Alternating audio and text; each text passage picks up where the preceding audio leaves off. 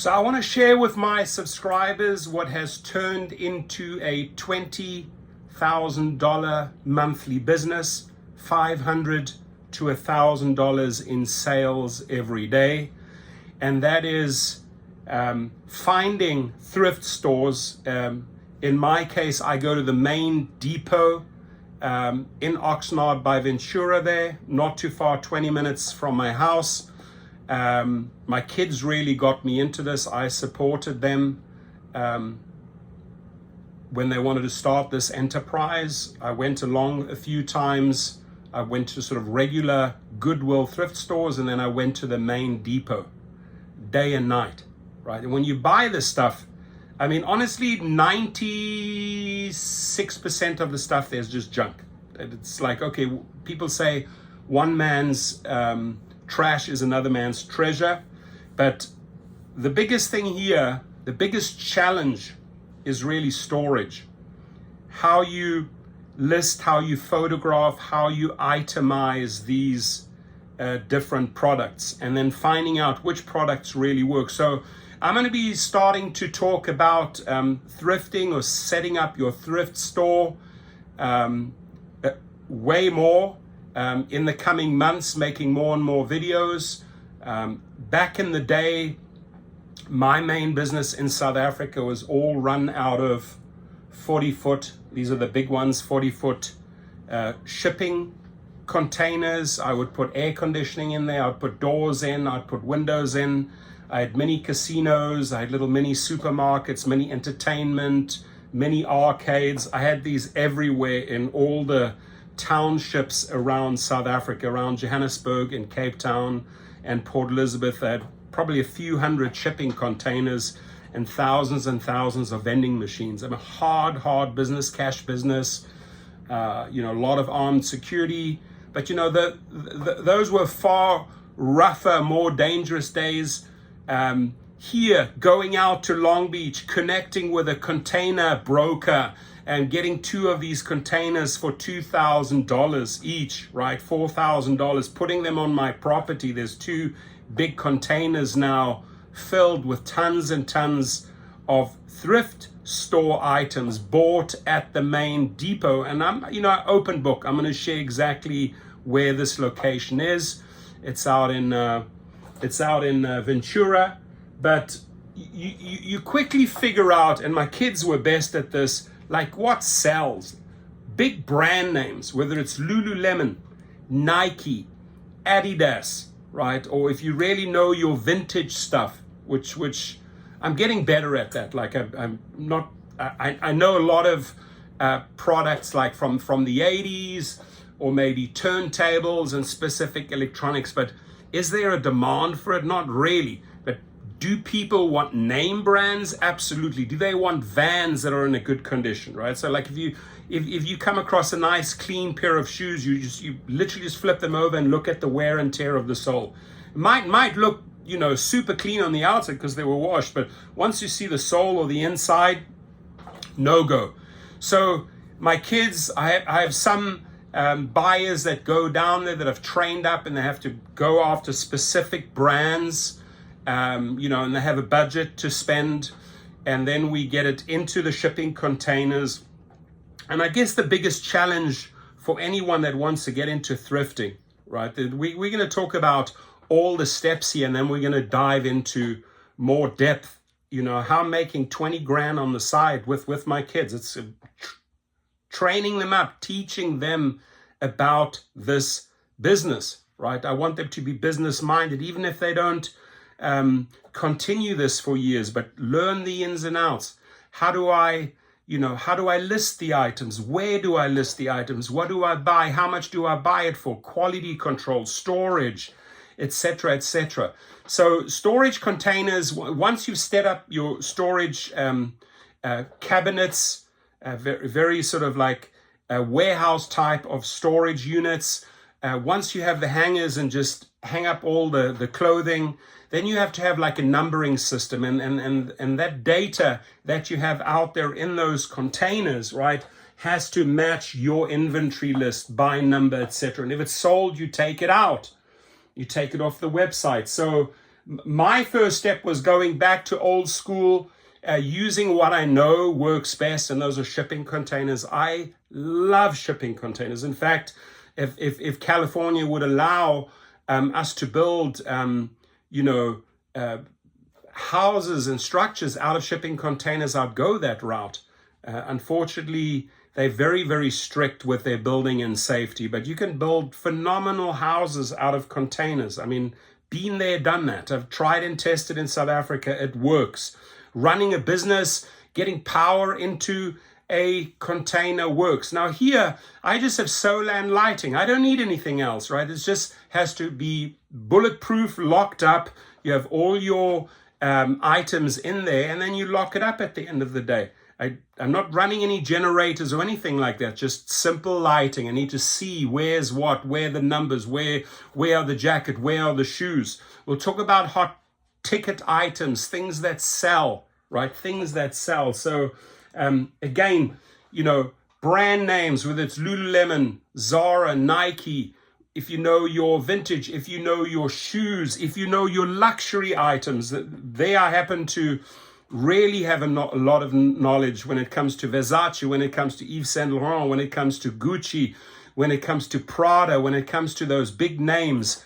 I know how to identify authentic and non-authentic, and those always sell. Luxury items at the right price always sell, and you have really, really good margins. So if you find these treasures, right, to teach these people, if you see Prada, if you see Versace, if you see Yves Saint Laurent, if you see Gucci, right, take it. Even if you can't quite tell if it's a duplicate or a knockoff, just buy it.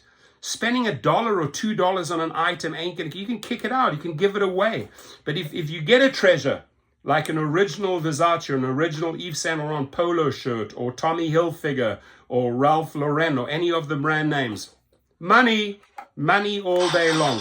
Now, your wife, your girlfriend will not want you to bring all this, let's call it junk, right? Because it is junk at the end of the day and becomes somebody else's treasure. But they do not want you to start using rooms or your garage to store all of this stuff. That's why I always use off-site facilities. So I don't get any stress from anyone. There it is, right? I have my land, building, I have the containers, and easy storage facilities set up. So once you've sort of figured out what sells, where do I list it? How do I price it? Well, you can do a lot of research on brands, right? If you have a particular brand, you can put it in the search bar of Mercari, you can put it in the search bar of eBay, you could put it in the search bar of Poshmark and see, okay, what is it selling for, right? What can I sell it for? And I want low shipping costs. Some people really shoot themselves in the foot with ultra high shipping costs. They may have to attract you, they may have a very, very low product price that they're selling at, but then they have a high shipping price and the people are already turned off. If you're getting something for $5 or $10 and they're charging $13 on shipping, it ain't gonna work, ladies and gentlemen. It ain't gonna work. But you really need to know how to quickly, with the right type of lighting, photograph these things, whether you have these mannequins set up that you can, a guy or a girl mannequin where you could put a shirt over or a hat on. You got to have the right type of lighting and do things quickly and effectively, right? Then you get them onto your Lister, onto your Mercari, onto your Poshmark, onto your eBay. But your source, where do I find these items, right? You can go to Goodwill, put it in there, find your closest store, but try to find one of the main stores. The main stores are these mega centers. And what happens there, ladies and gentlemen, is that they open pretty much almost every day of the week. They come out with giant bins covered by blankets. They pull the blankets off and then there's chaos for 5 or 10 minutes. You're scrounging around trying to find the best items. And then all the stuff that really doesn't sell at the main depot goes to the smaller outlets for a far higher price. So they try to sell bulk items at this Ventura. I'm talking about the Ventura store that I frequent. I personally go down there once in a while, but now have a system in place where I know the people know exactly what I am after. And I'll pay a little bit of a premium as well, right? But I've seen a lot of people, opening up little shops downtown. I've seen a lot of people just concentrating on luck. I have one client that I drive as they only buy luxury high-end items and sell for very high. If they can make $100, $150 profit margins, don't underestimate the little ones where you may be buying for 5, selling for 15, and just making a 10 margin, or maybe making $1 or $2 on the shipping, right? You can actually make money if you know how to ship smart. Now, all of these online stores like Mercari and Poshmark, they will display all of your items. Again, let's go over some of the things that really sell well. Shoes, if you can get your hands on Vans, Nikes, any good shoes, or even the luxury brands like Prada shoes, etc., or Kenneth Cole boots, cowboy boots, anything like that, right? Good condition, clean, soles are good. It's pretty easy. I mean, you're not going to wear broken shoes. You personally, you know what a good shoe is. You know when a shoe's life is over. You don't want to buy those shoes that have no life in them, or have stains on them, or have chips on them, or paint on them. Forget about it, right? You're not going to sell those. But don't take up much storage. Easy to sell, quick to sell. And if you see that something stays in your inventory for several months, I mean, damn, do a yard sale. Get rid of it for more than you actually bought it for. It may not sell online, but then you can do, like, every 6 months, you can do a big yard sale. In my area, there's 3 big families. If we organize 3 families, we do a big yard sale together, and all of the stuff goes. And even if you have to push the inventory out for $1 or $2, it sells. You never lose. You're not losing, but you have to identify the non-sellers after 90 or 120 days. You don't want that to chew up too much space in your container or in your room or in your garage. You want to get it out. And a nice, easy way to get it out is through a yard sale. Jackets, right? Whether, jeans jackets, you got to know what you're doing there, right? Are you looking at, Patagonia? Are you looking at jackets like Patagonia or fleece jackets? Or are you looking like a Diesel jackets or good leather jackets or suede jackets or suits? You really have to know what you're doing. Is it Hugo Boss? I prefer to go for the more high-end brands and try to get those high-end brands at the right price with the right quality. It sells, right? You make better margins and you don't have to store so much. Vintage, if you're an 80s child like I am, I grew up in the 80s area, with red wine, UB40, Duran, all that. We know what clothing, we know what items were around at those times. And although a lot of those items were interesting, even like an old school dial-up phone, there's just not really a market for that type of stuff. Now, if you really have something interesting vintage-wise in clothing that's in good shape, you could be, people will be getting rid of this. They just want it out of their closet. But you might have an item that you're literally picking up for less than $1. Because, by the way, at the main depot, at the main Goodwill centers, it goes by weight. So if you have electronics or bigger items like frames or books, some books sell, things like CDs or movies, DVDs, you stay away from, right? There's just no market for that unless you come across something that's like a collectible, maybe a CD or an old DVD, and wow, there's not many of these around. Maybe an old David Bowie or something like that, right? You buy it. But you want to move this stuff fast. You want to get it photographed quickly. You want to get it stored. You want to get it into your inventory. You want to get it listed. I would say there's 6 or 7 steps. And after those 7 steps, if this item doesn't sell after 120 days, after 4 months, boom, it goes onto a yard sale. Or why not donate it back and do a tax write-off? You're not going to lose, my friends.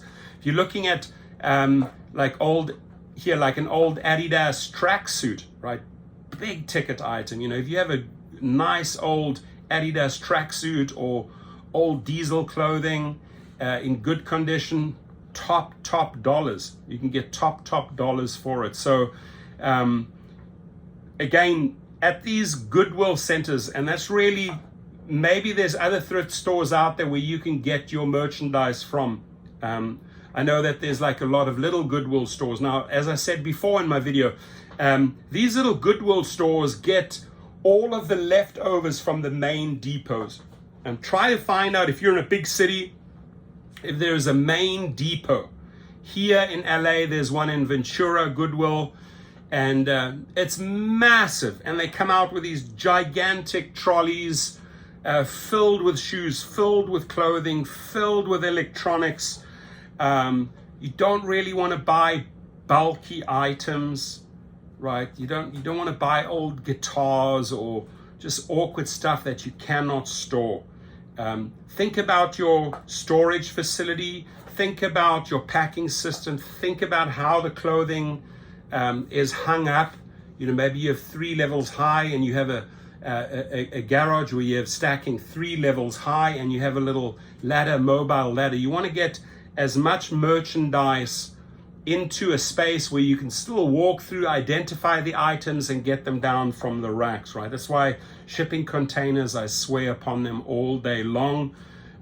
You may think I'm crazy, but if you have the space, I mean, there's no cheaper way to store, and even if it's building materials or thrift store materials, shipping containers all day long. Gigantic solid steel structure. You could put big padlocks on it, multiple padlocks, multiple chains.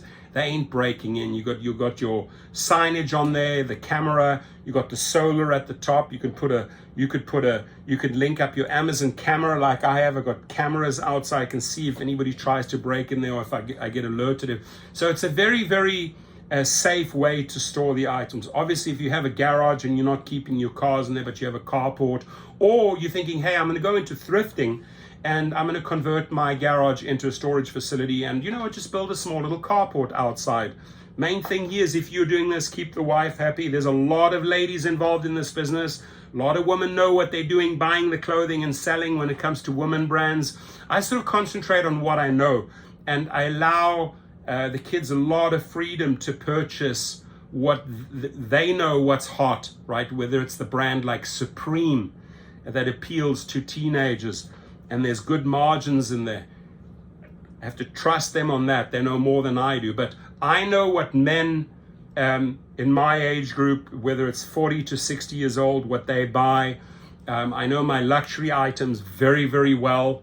I do enjoy fine clothes. I do enjoy fine watches. I do enjoy fine jackets, suits, polo shirts, etc. So there, for me, it's a no-brainer. If I can get my hand on Ralph Lauren or Tommy Hilfiger polos for cheap, and you can sell high. I see some people trying to sell them for $20. Too much. Move your inventory. Sell them for $12 to $15 for a polo. You're getting it for $1 or $2. You don't have to be greedy, or sell it for, yeah, like I say, $10 to $12. Move your inventory. You want to move it out.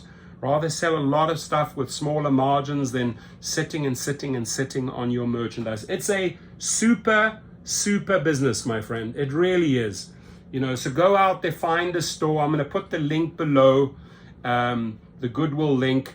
You put your zip code in, see if there's, and go down there. Just go check what other people learn. Now, another good tip is, you're touching all this crazy stuff. I have a big bottle of sanitizer. You got to have gloves, disposable gloves. You're going to be touching all type of stuff and germs, right? As you scrounge through all of this stuff, make sure you got some gloves on, and afterwards you just sanitize yourself. So you'll find a lot of treasures there listed on Mercari. I love Mercari. I buy a lot on Mercari. It'll sell a lot on Mercari. Poshmark is a great one. This is one of the Poshmark frames. They really break it down nicely by category, by brands, etc.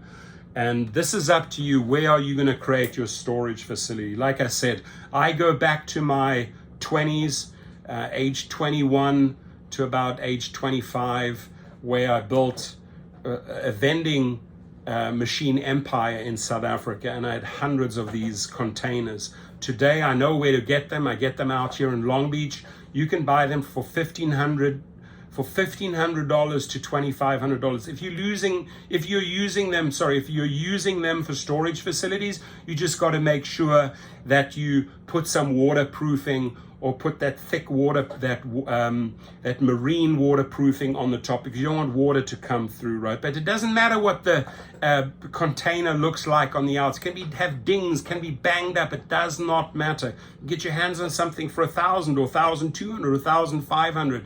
Take it. Just make sure that the top, right? You can go on top. You can put steel plates on. You can waterproof it. The sides are always, the water runs down. It's mainly the top where water pools, that you don't want stuff dripping onto your clothing. So it's easy to fix them. It's easy to spruce them up. But again, only using this as a storage facility. Your other options, your garage, your other options. Do I have a spare room in my house that I could potentially? How do I max the space? What type? You can research storage units for setting up your thrift store. Get yourself a little mobile ladder so that you can go climb up 1 or 2 or 3 steps and get something from above. Again, make sure that these items are all numbered. Maybe you have a 1, 2, 3, 4, 5 system, right? For your clothing, for your shoes, for your vintage, for your electronics, for your luxury items. Another hot seller, sunglasses. Can you get your hands on Ray-Bans? Can you get your hands on anything Gucci or Burberry or anything like that? Sunglasses are, and when you're buying sunglasses, make sure they don't have scratches. Maybe if you're lucky, it comes with a case, right? These type of items are easy to sell. Stay away from items. Just personally learned to stay away from items like bras, underwear. People don't want to buy shit that somebody else has already worn, right? But you know, bikinis are also a hot seller. They really are. But you know, when it comes to like things like underwear or short, I mean, shorts are good. Like if they like Nike or Under Armour or anything like that, Adidas, yeah. But just in general, if you have a no brand shorts, forget about it. You ain't gonna make money. So hit me up if you have any comments below.